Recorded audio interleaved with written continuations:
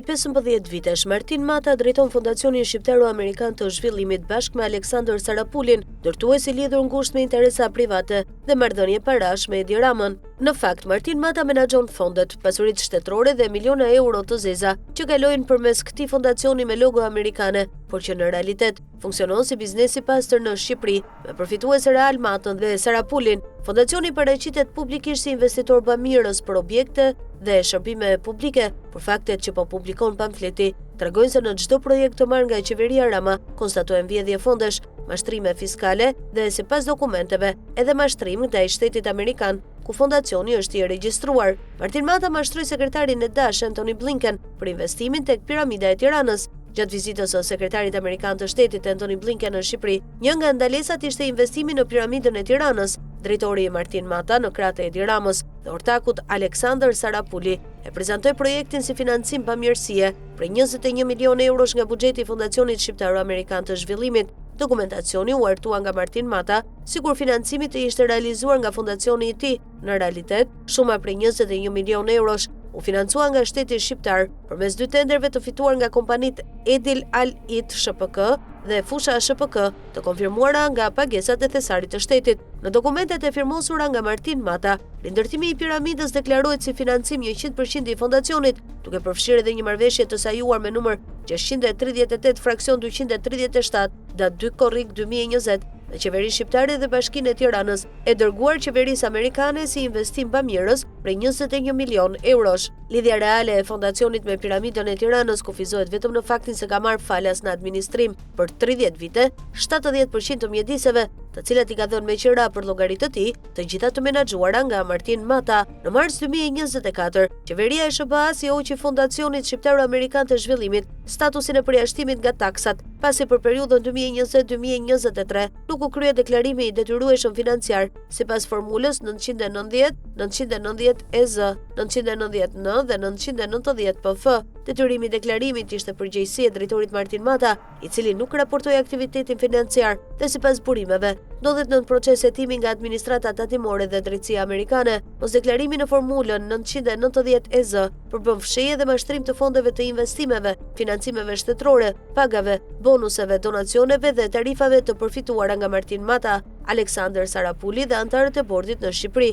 Në maskën e financimit bamirës, Martin Mata dhe Aleksandër Sarapuli kanë krijuar kompaninë Albanian American Enterprise Fund, e futur si ortake me 8.91% në grupin e ndërtimit Tirana Eastgate ShPK. Edhe kjo kompani e drejtuar nga Martin Mata është regjistruar si fondacion bamirës, ndërkohë që realisht ushtron aktivitet shitblerje pasurisht të paluajtshme, përfiton troje dhe tuka falas nga shteti, leje ndërtimi dhe investon në pallate, kulla, resorte dhe hotele në Tiranë dhe në Bregdetin Jugor. Aktiviteti i dokumentuar i Martin Matës e paraqet atë si figurën kyçe që menaxhon vjedhje dhe qarkullimin e milionave të zeza në maskën e fondacionit të ashtu quajtur amerikan. Në Durrës, projekti TID nuk po zbatohet si ndërhyrje urbane, por si një skeme pastër dëbimi, ku shtëpitë e banorëve të qendrës historike po fshihen nga harta për t'i hapur rrugë, një projekt i hartuar në zyra dhe të imponuar në terren pa dialog, pa marrëveshje dhe pa respekt për pronën, ndërsa ADF, e drejtuar nga Martin Mata, shfaqet si financuesi i gjithë operacionit, por refuzon të mbajë çdo përgjegjësi për pasojat,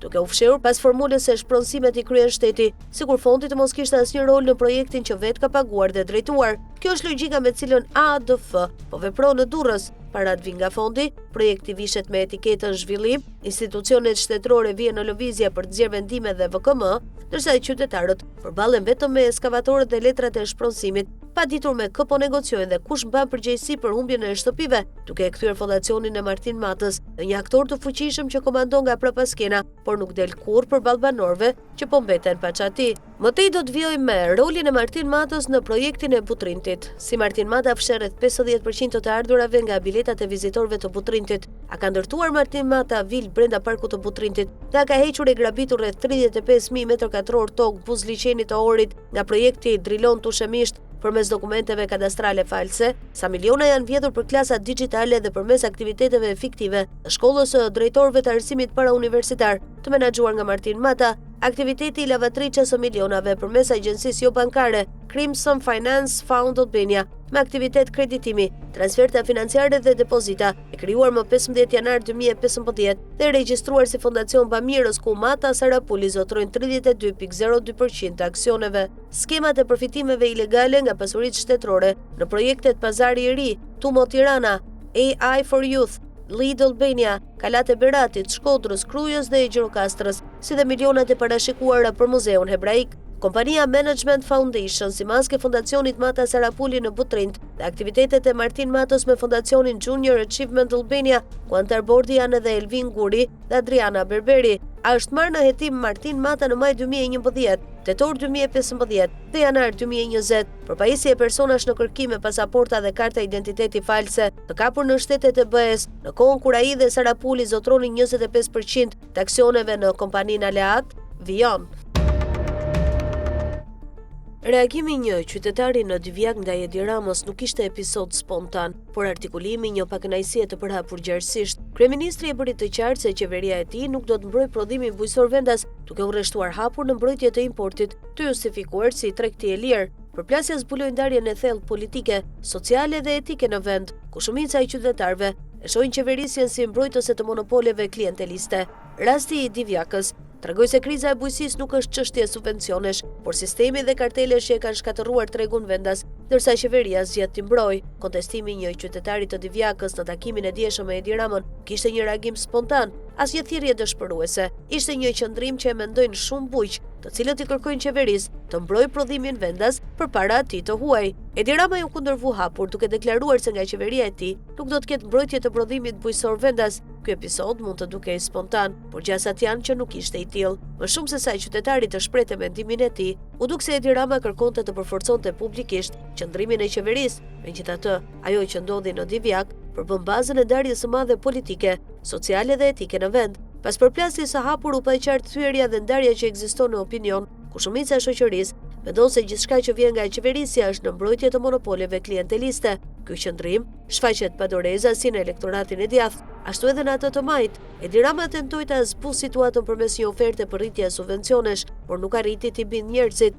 Fermerët i thanë troç se problemi i bujqësisë është vetëm çështje financimi, por sistemi. Monopoli i mallrave që importohen dhe eksportohen e ka shkatëruar prodhimin vendas. Edi Rama doli hapur në mbrojtje të importit, duke justifikuar me parimin e tregtisë së lirë. Deklarata e tij ishte e fortë dhe shqetësuese, por marrë në logjikën politike, i ka dhënë opozitës një armë të fuqishme për ta përdorur, sepse thelbi i problemit është i vërtet. Nuk bëhet fjalë për import si konkurrencë e lirë, por për monopol kartelesh që imponohen tregut. Madje këto kartele nuk veprojnë vetëm në produktet ku tregu vendas prodhon, por edhe në segmente të tjera të tregut agro-ushqimor, ku prej vitesh janë futur aktorë jashtë këtij tregu. Përkatësisht, rrjete e narkotrafiku që fshin kokainën në mallra si avokado, pula apo banane. Dje në diskutimin me fermerin e Divjakës, Edi Rama deklaroi hapur se do të mbrojë ata që sjellin avokado, banane dhe pula, mallra që, siç ka treguar realiteti, shpesh përdoren si mbulesë për trafik droge. Një qeveri normale nuk i përgjigjet një fermeri në atë mënyrë të vrazhtë, sepse e di që do të pësojë një kosto politike, por sot do të ndryshe, sepse kemi një qeveri autoritare dhe një opozitë që në realitet nuk u bashkohet njerëzve për të ndaluar importet e padrejta. Opozita nuk i kundërvihet monopoleve atje ku duhet, në porte dhe pika doganore, por zgjedh spektaklin përpara kryeministrisë, duke humbur thelbin e betejës.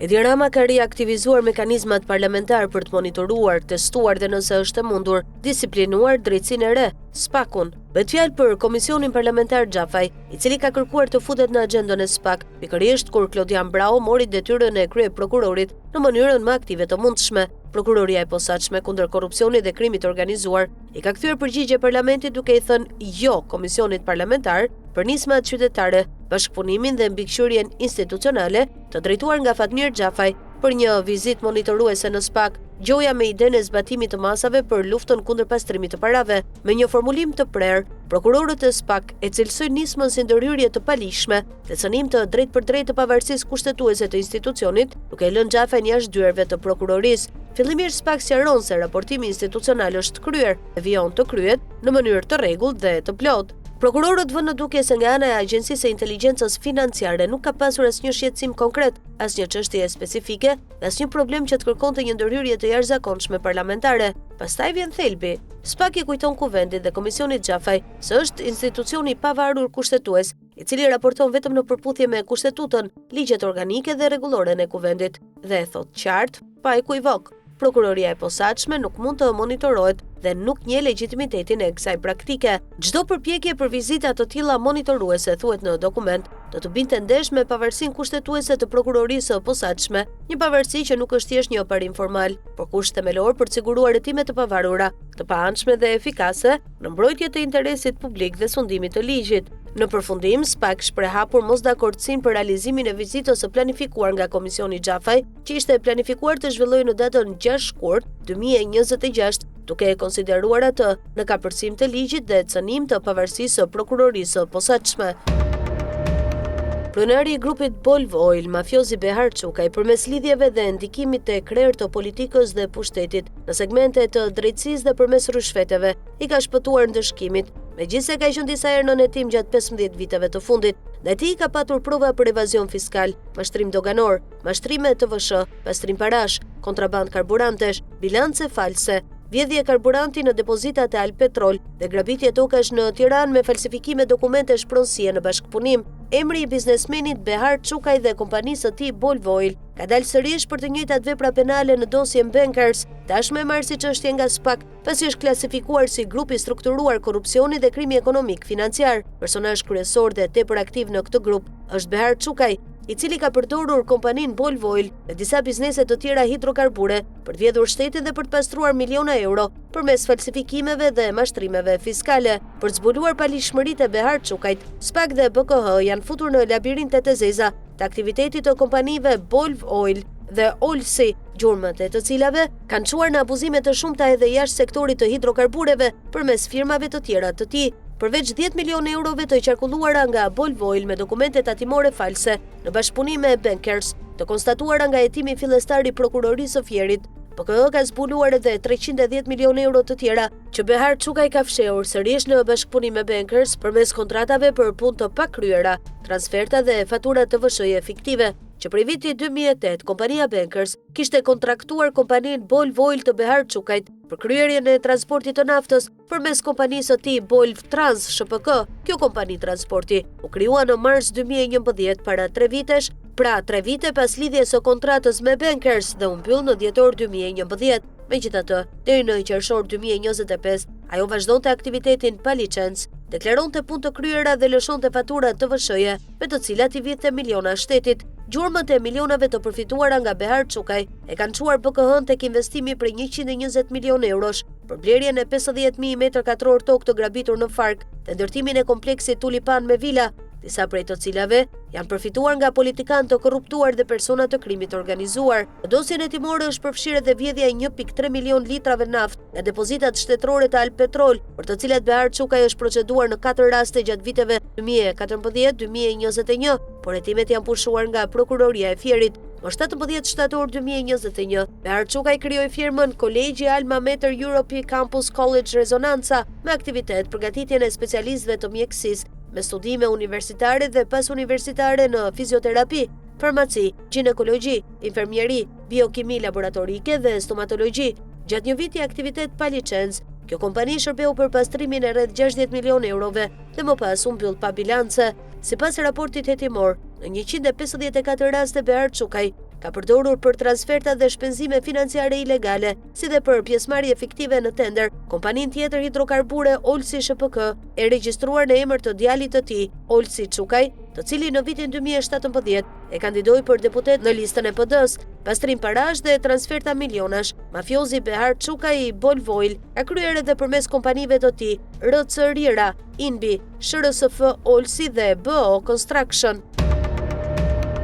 Ish kreu i SPAK Altin Dumani dhe disa prokurorë të tjerë të kësaj strukture do të lëvizin në masa të rrepta sigurie. Kreu i ri i prokurorisë së posaçme Klodian Braho ka bërë një kërkesë në KLP për të rritur numrin e truprojave për Dumanin dhe disa prokurorë të tjerë, përfshirë prokurorin Dritan Prençi. Mësohet se Komisioni i Mbrojtjes pranë Këshillit të Lartë të Prokurorisë e ka miratuar kërkesën dhe do të thotë se do të ketë më shumë siguri për ta. Nuk dihet nëse ka patur rast konkret kërcënimi, por fakti është se Dumani ka qenë shpesh prej sulmeve dhe akuzave, por tani ai nuk ka më peshën e dikurshme. Ndërkohë Prençi ka në dorë disa dosje të bujshme, ku më kryesorja është ajo e abuzimit me rrugët. Pak ditë më parë edhe qeveria mori një vendim, u zgjati periudhën e mbrojtjes për ish-kreun e SPAK nga 2 në 3 vite pas mbarimit të mandatit. Po ashtu, vetë SBA po kujdeset për sigurinë e prokurorëve të SPAK. Ambasada e SBA njoftoi pak javë më parë se 8 anëtar të gardës që shërbejnë kryesisht për sigurinë e Altin Dumanit dhe prokurorëve të SPAK janë thirrur në Budapest për një trajnim special nga shërbimi sekret amerikan. Po ashtu, ambasada bëri me dije se do të ofrojë pajisje për të rritur sigurinë e prokurorëve të SPAK. Shtetet e Bashkuara ndihmojnë në mbrojtjen e atyre që na ndihmojnë të luftojmë krimin e organizuar. Së fundmi, 8 anëtar të gardës së Republikës, të cilët ofrojnë shërbime për mbrojtjen e zyrtarëve të qeverisë shqiptare, përfshirë prokurorët e SPAK, kryen një trajnim taktik të nivelit të lartë nga shërbimi sekret i SBA në Akademinë Ndërkombëtare të Zbatimit të Ligjeve të Shteteve të Bashkuara në Budapest. Ambasada e Shteteve të Bashkuara në Shqipëri gjithashtu ofron pajisje taktike. Është krenare që zhvillon trajnime të rregullta me individët e guximshëm që mbajnë të sigurt zyrtarët e drejtësisë në Shqipëri. Teksonte ambasada, vetë Braho në kërkesën e tij shprehur se ka presion në rritje ndaj prokurorëve, por realiteti është se në fakt Dumanit po i dalin skandale pasi doli hapur se ishte nën shoqërinë e një personi të dënuar.